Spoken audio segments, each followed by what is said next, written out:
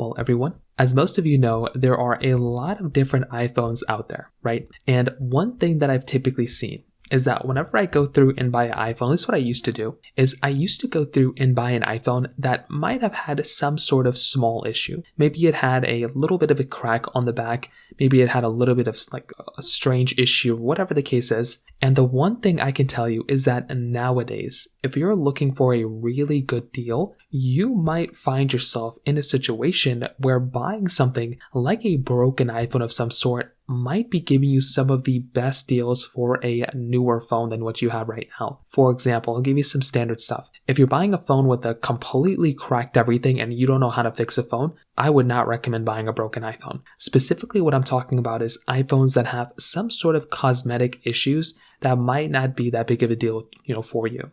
The biggest one I've seen is cracked backs.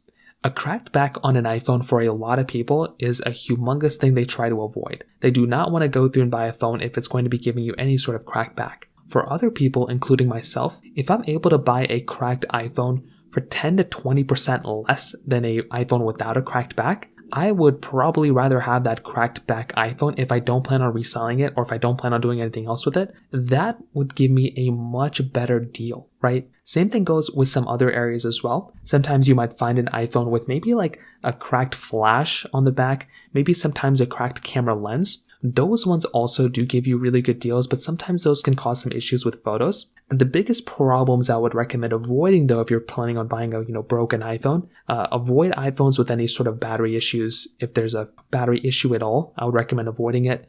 Cracked LED panels, like if it's completely cracked and it's like the black parts are like some of the screen is not even working. If you don't have repair, experience, I'd recommend avoiding. And any iPhones that have problems with like motherboard, iCloud lock, anything like that, I would also highly recommend avoiding. But I'm still a humongous fan of broken iPhones, and you can get some really good deals if you're looking for them. So in terms of that pretty much covers it up there. If you have any other thoughts or questions, please let me know in the comment section below. Hit the like button, that will mean so much, but definitely hit that subscribe button. More importantly than everything else, I love every single one of you guys. Hopefully I'll catch you guys in the next video. Peace out till then.